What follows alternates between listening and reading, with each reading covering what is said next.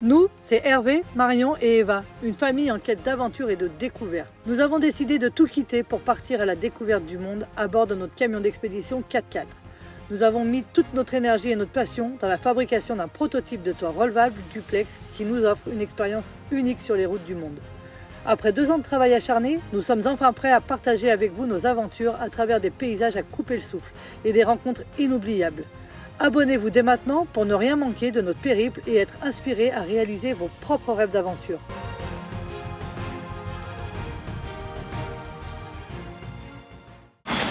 Qu'est-ce qui c'est? Qu'est-ce qui m'a livré là? 64, 5, 59, 33.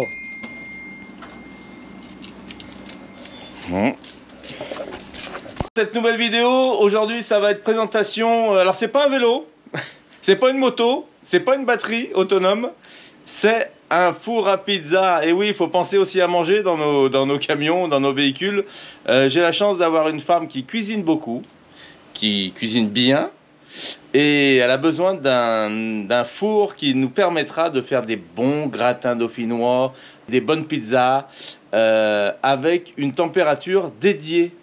Parce que nos fours actuels dans nos véhicules, en tout cas le nôtre, ne correspond pas du tout à une bonne cuisson et à une gratinée qu'on aime bien sur le dessus, vous savez, et une cuisson par-dessous.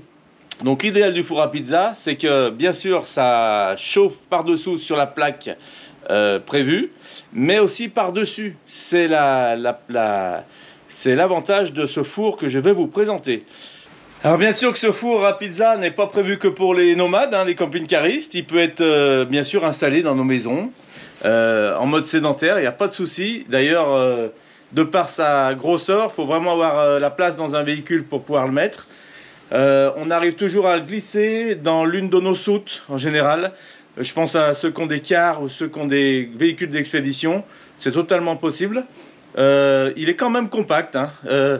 Il y a 2 modèles sur ce genre de four. Il y a le four, comme vous allez le remarquer, et un autre modèle avec 2 étages, donc le même en double. Voilà, donc là, en l'occurrence, on parle de un four pour une pizza.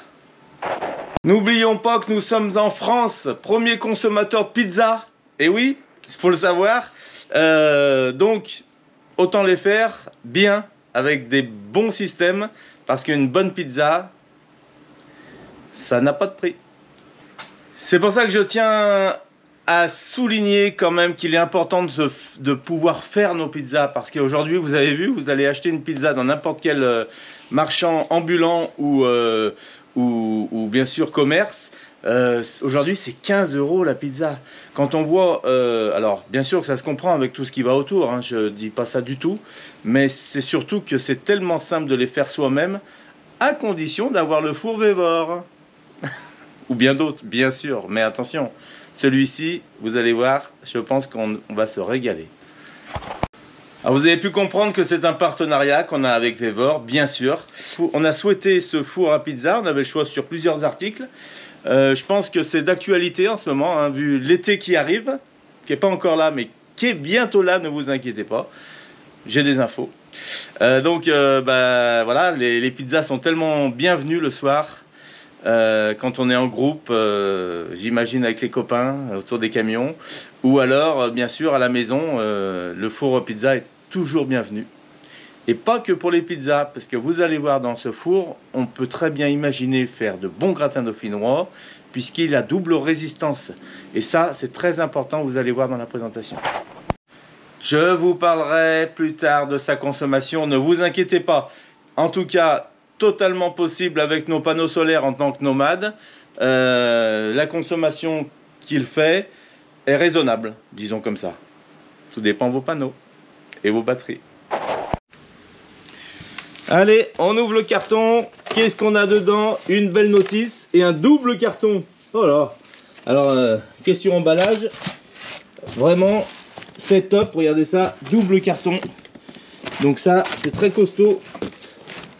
Pour les transferts, alors Electric Pizza Oven, nous c'est pas celui-ci, ça restera le ZH1M. Donc voici celui que je vous parlais, le double étage. Nous en l'occurrence on a celui-ci. Donc 560 de large 270 de haut. Attention, les côtes, 560, c'est avec sa poignée qui est ici. Donc largeur totale. En voltage, donc on est en 240 volts normal. La largeur est de 560 aussi. Donc c'est un carré. Voilà, donc toutes les pièces sont dissociables. Vous voyez, ici, tout est bien référencé. Donc ça, c'est bien. On a une grille à l'intérieur qu'on va déballer ensemble. Et ça sera tout. Donc le manuel, pas trop de choses à dire sur ce manuel. Ça reste assez simple.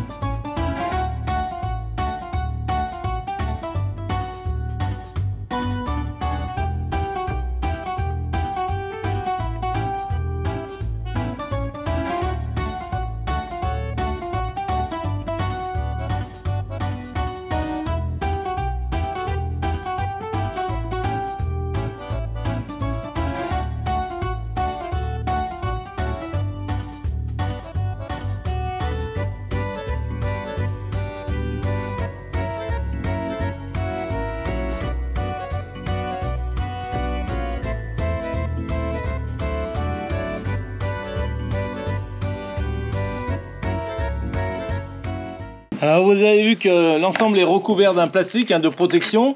L'ensemble est en inox, donc inoxydable.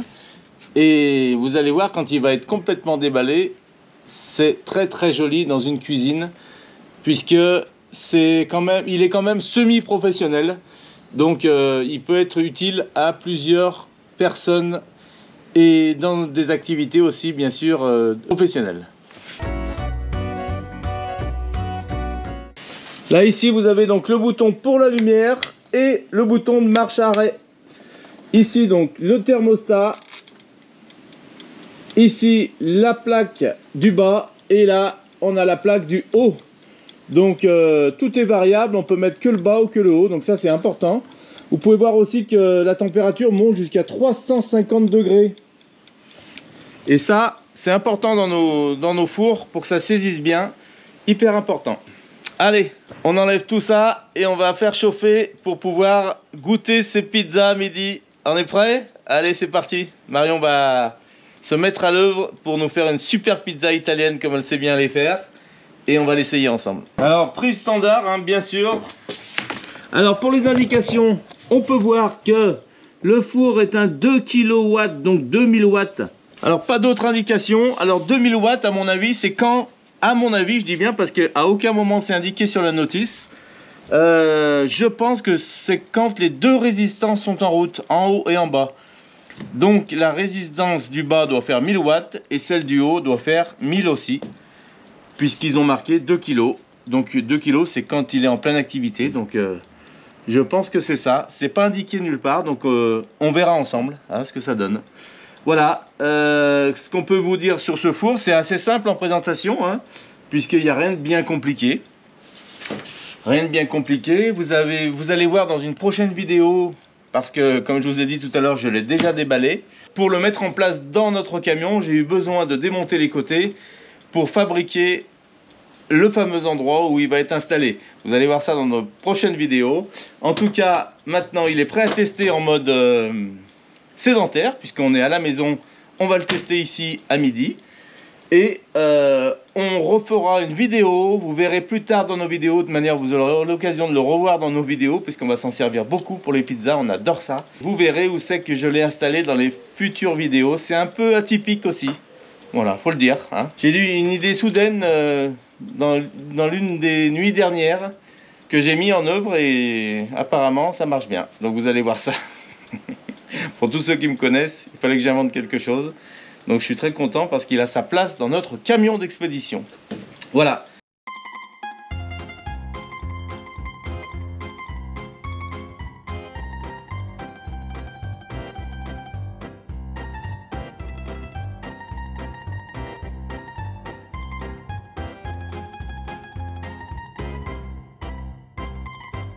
Alors il faut un peu de patience parce que c'est bien collé, bien protégé. En tout cas, il commence à prendre de la gueule. Pas faire chauffer le four si vous laissez le plastique. Attention, parce que là, cette fois, c'est catastrophe. Parce que dessus, regardez, on a le petit insigne qui nous dit que c'est chaud dessus. Ici, malgré qu'il y ait quand même 3 cm de mousse imifuge dessous. Alors ça s'appelle pas de la mousse, du tissu imifuge à l'intérieur. Quand j'ai démonté, j'ai pu voir que c'était bien isolé quand même, avec 3 cm d'imifuge. Mais malgré tout, ça reste chaud. Donc à ne rien poser dessus. Alors vous allez me dire, mais pourquoi il y a ces goujons qui sont fixés dessus? Alors ça, vous le saurez dans une prochaine vidéo. C'est moi qui les ai mis. J'ai percé le four, et oui, je l'ai percé. Et j'ai mis des goujons, vous allez voir pourquoi dans la prochaine vidéo où on parlera du four et de son montage dans notre camion d'expédition. Ça fait partie de ma petite invention. Bon, ma chérie, tu sais pourquoi t'es là? Non.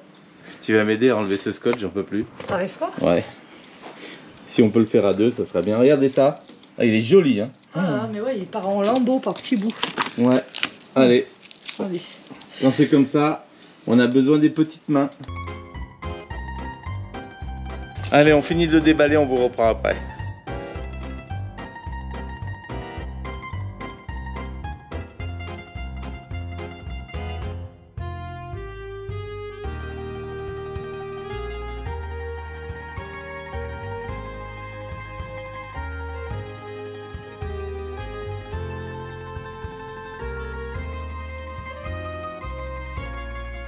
Alors ça commence à chauffer, ça y est, je vais le faire tourner déjà une fois à blanc pour pas qu'il y ait d'odeur, parce que là je sens que quand on le met en route comme ça pour les premières fois, la résistance elle a toujours une petite odeur de métal, tout ça. Donc on va faire chauffer à blanc la résistance du haut et la résistance du bas, de façon à bien dégager les odeurs pour que ça soit tout prêt pour midi. Ouh, j'ai hâte. Alors ce que je peux constater, c'est que vous voyez, ça fait à peu près 1 minute que je l'ai mis en route et ça commence à bien chauffer, donc ça monte vite en température. Donc ça c'est important hein, quand on veut faire un plat. L'idée c'est pas de faire chauffer le four pendant 1 heure, donc pour des raisons d'économie bien sûr. Il monte vite en température. Il faut dire que la résistance elle est quand même assez importante, donc ça c'est bien. Voilà, donc attention de ne pas se brûler. Là on voit que c'est déjà bien chaud.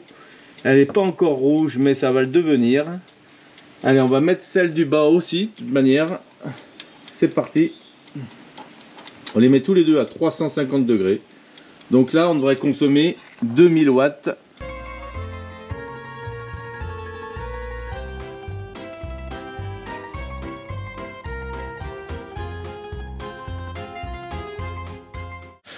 Alors je sais pas si c'est un inconvénient ou si c'est fait exprès, il n'y a pas de joint en contour ici, pas de joint d'étanchéité. Voilà, donc là ça bat un peu, je sais pas si c'est important ou pas, qu'il n'y ait pas de joint pour fermer le four bien étanche. On verra ça ensemble à l'utilisation si c'est important ou pas. On voit que la résistance a commencé à changer de couleur, ça y est, elle rougit. Alors ici, j'avais déjà mon four à pizza. J'adore les pizzas, donc on était déjà bien équipé avec ce four à bois. Donc là, on va pouvoir vraiment comparer avec un four électrique. Il manquerait plus qu'à essayer le four à gaz. En tout cas, celui-ci, on a fait des super pizzas ici. C'est pour ça que là, je viens de retrouver ma pelle en inox que j'avais, qui va nous servir pour le four électrique. On va la nettoyer et on va commencer la pizza.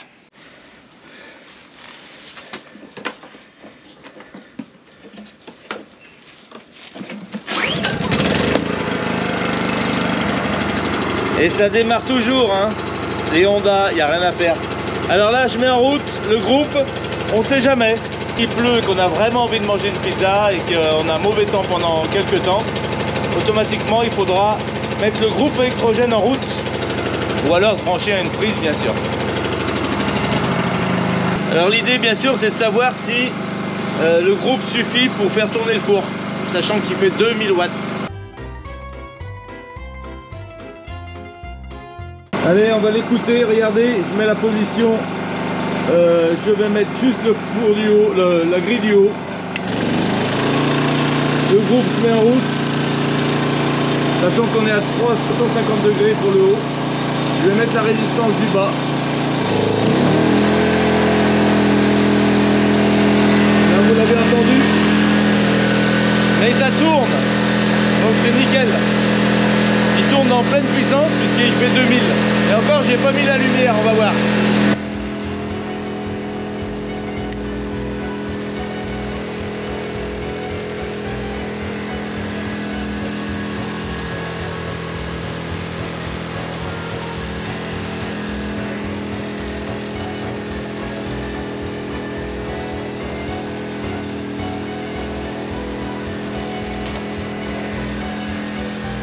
Nickel, on peut faire des pizzas le soir de mauvais temps et en tant que nomade.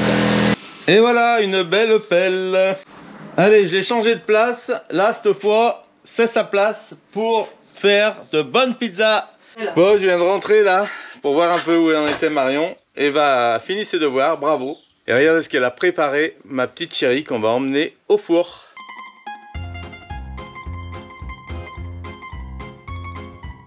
Oh, elle est belle, hein. Il a l'air bon, c'est tout. Allez, ben, on allume le four pour le faire chauffer. Tac, on va mettre ça à 350 degrés. Disons qu'on va faire chauffer à fond pour l'instant. Il est encore chaud de tout à l'heure. Ah ouais, ça reste chaud longtemps, dis donc. Ça fait 2 heures que je l'ai éteint et il est encore bien chaud. Ça, c'est bien. Ça veut dire qu'il va réguler, quand il va être bien chaud, il va s'auto-réguler avec le thermostat et ça c'est top. Et voilà, 5 minutes que j'ai mis en route. Donc, j'ouvre en direct. Ouh lolo, là c'est chaud. Allez, on va chercher la pizza.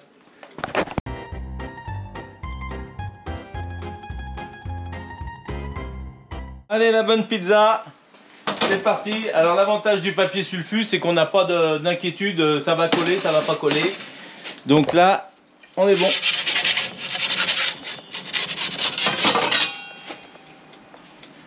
Allez, on referme le four, on voit en combien de temps elle se met à frémir, à frétiller.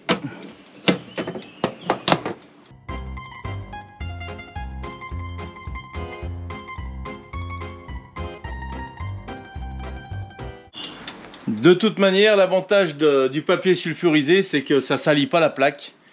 On n'est pas obligé de mettre de la farine de partout. Et ça, c'est quand même appréciable. C'est toujours bon de cuisiner avec du papier sulfu. Moi, ça me va bien.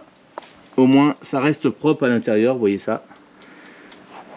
Donc, nickel. Bon, bah, ça commence à sentir bon. On voit que le fromage commence à couler un peu. Ça y est, ça chauffe. Alors on verra, est-ce que le four était assez chaud? J'ai attendu que 5 minutes. Peut-être qu'il fallait attendre plus, mais en tout cas on a le temps. On la met dedans, là ça fait 1 minute qu'elle est dedans, ça commence à couler, donc c'est bon signe.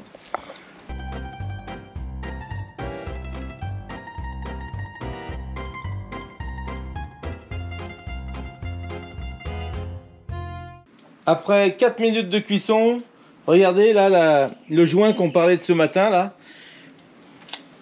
La chaleur sort pas mal ici, hein, par là. Automatiquement, il n'y a pas de joint autour de la porte. Donc la chaleur sort pas mal ici. Donc est-ce que c'est un problème ou pas? Je sais pas, mais en tout cas, bon, ça cuit bien. Hein. Alors qu'il y ait une petite perte ici, c'est peut-être normal hein, pour créer une ventilation naturelle. Et aujourd'hui, c'est ce que je constate. Voilà, en tout cas, elle a l'air de bien cuire. La pâte aussi, vous voyez que la pâte a bien pris sa couleur. Nickel. Et ça fait 5 minutes. Donc on va, ça y est, commencer à la sortir, je pense. Hein.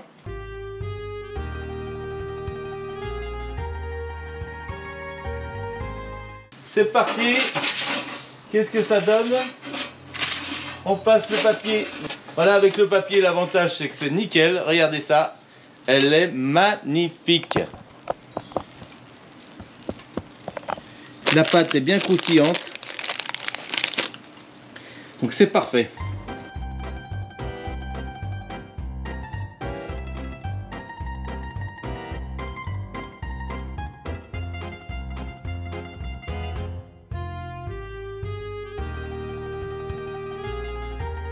Bon, la pizza a été livrée. J'ai les deux là, Marion et Eva, elles sont tellement heureuses d'avoir vu arriver la pizza. Waouh! En plus c'est 12h30, on a faim. Et là, Marion va préparer un autre plat. Donc des légumes hein, avec du fromage. Je vois qu'il y a une petite souris qui est passée ici. Marion ou Eva? Et écoutez, on va essayer de le faire gratiner ici au four. L'avantage d'un four comme ça, c'est que regardez la grandeur des plats qu'on peut mettre dedans, contrairement à ceux qu'on a dans notre véhicule qu'on peut pas. Voilà, donc on le laisse gratiner. Je vous rappelle que la plaque au-dessous est très chaude et on a la résistance au-dessus qui permet de gratiner le dessus. Donc c'est nickel, position 350, on laisse tout comme ça. Et on ferme. La petite vitre est très importante pour voir ce qui se passe. En tout cas, voilà pour la présentation de ce four Vevor. On va déguster la pizza et voir un peu comment ça chauffe le plat que Marion nous a préparé. On vous laisse sur cette vidéo, on vous fait de gros bisous. Et puis en tout cas, si vous avez besoin bien sûr et envie d'avoir le même, Vevor est à votre disposition. On l'a reçu en 2 jours, c'était le top. Un super service commercial.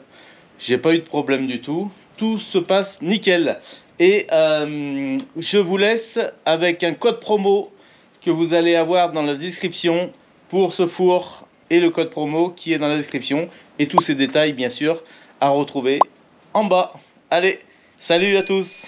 À la prochaine vidéo.